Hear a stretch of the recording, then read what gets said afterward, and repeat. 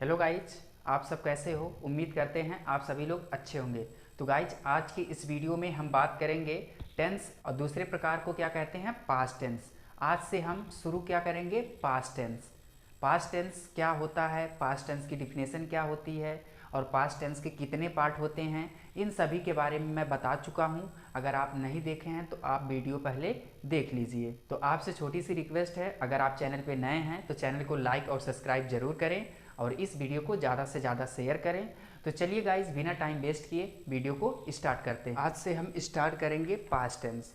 देखिए, video start करने से पहले मैं आपको एक चीज़ और बता देता हूँ कि पास्ट टेंस का मतलब क्या होता है, भूतकाल। ठीक है, भूत मतलब आप समझते हो, और भूत से सबको डर लगती है। ठीक है, अगर देखा जाए तो भूत वूत कुछ होता नहीं है। आप अपने दिमाग में ऐसा इमेज बना लेते हो या आप ऐसा सोचने लगते हो, जो आप सोचते हो वही आपके सामने आता है, जिससे आप डरने लगते हैं। और देखिए, भूत का मतलब क्या, जो बीता हुआ कल।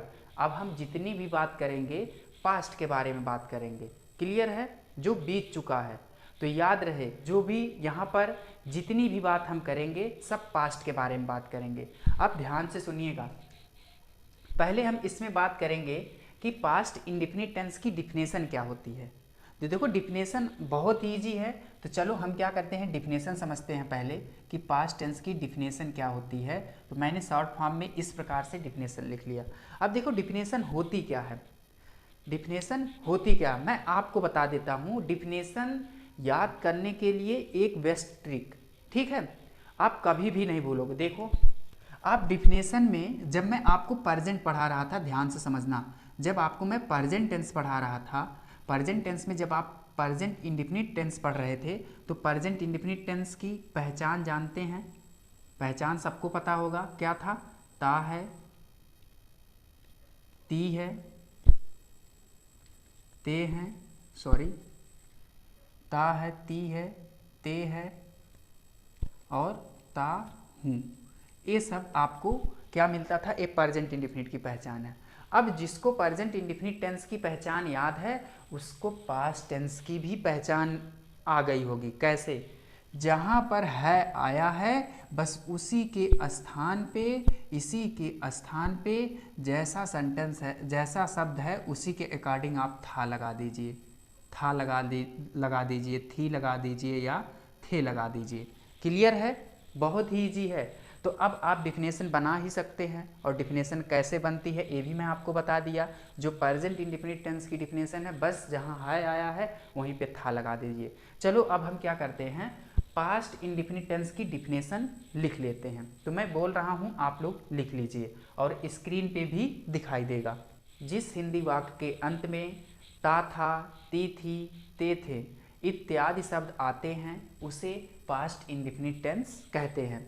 एक बार फिर से मिला लीजिए। जिस हिंदी वाक्य के अंत में ता था, ती थी, ते थे इत्यादि शब्द आते हैं, उसे पास्ट इंडेफिनिट टेंस कहते हैं। तो आपको डिफिनेशन समझ में आ गई होगी। इसके बाद हम बात करते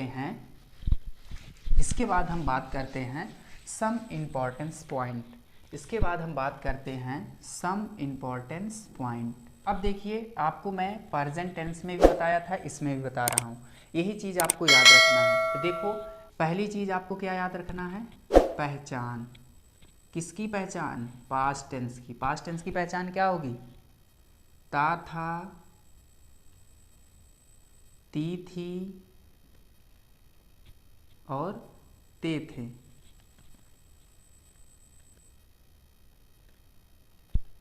आदि, ये सब कहाँ मिलेंगे, सेंटेंस के अंत में मिलेंगे। क्लियर। इसके बाद आपको दूसरी पॉइंट क्या याद रखना है, वर्ब। अब इसमें देखो, वर्ब कैसे याद रखना है। इस वर्ब कैसे आप लगाओगे, इसमें आप हेडिंग डालेंगे वर्ब। इसमें दो केस है, ध्यान से समझना। जब हम वर्ब में, जब हम अफर्मेटिव सेंटेंस आपको मिलेगा, अफर्मेटिव सेंटेंस मिलेगा, तो आप इसमें वर्ब की कौन सी फॉर्म यूज करोगे, वर्ब की कौन सी फॉर्म यूज करोगे, अफर्मेटिव। पास्ट इंडेफिनिट में जब आपको अफर्मेटिव सेंटेंस मिलेगा, तो वहाँ पर आप वर्ब की सेकंड फॉर्म यूज करोगे। कौन सी फॉर्म यूज करोगे, सेकंड फॉर्म। और जब आपको निगेटिव सेंटेंस मिले, निगेटिव या इंट्रोगेटिव,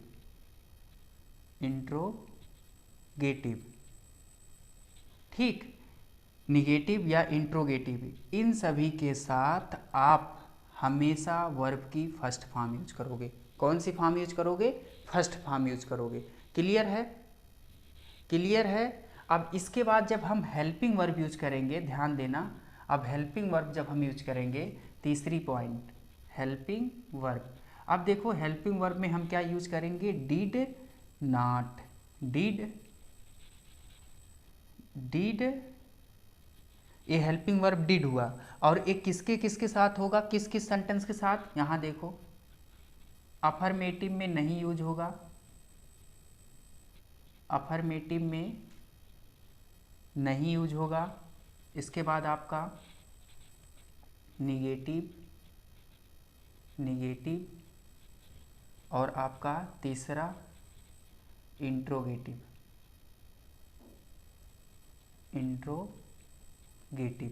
इन सभी के साथ आप डिड का यूज करोगे। बट एक चीज़ और यहाँ मैं बता देता हूँ, जब आपको पास्ट में मिलेगा, जैसे वह काम करता है, वह काम करता है, तो करता का सेकंड फॉर्म मतलब डू मीन्स एक देखो ये डू वर्ब होती है, डू वर्ब होती है, तो डू का सेकंड फॉर्म डिड होता है। तो कभी आपको कंफ्यूज नहीं होना, क्योंकि ये अफर्मेटिव में मिल सकता है। जब आपको निगेटिव या इंट्रोगेटिव प्लस निगेटिव मिलेगा, तो यहाँ पर आप क्या करोगे? जैसा सेंटेंस रहेगा वैसे चाहे डिड लगाओगे या आप डिड नॉट का यूज करोगे। क्लियर है?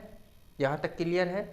आप सभी लोग को समझ में आ गया होगा। अगर आप लोग को वीडियो पसंद आई हो तो चैनल को लाइक और सब्सक्राइब जरूर करें और इस वीडियो को ज़्यादा से ज़्यादा शेयर करें। तो चलिए गाइज, मैं आपके साथ नेक्स्ट वीडियो में मिलता हूँ। Thank you.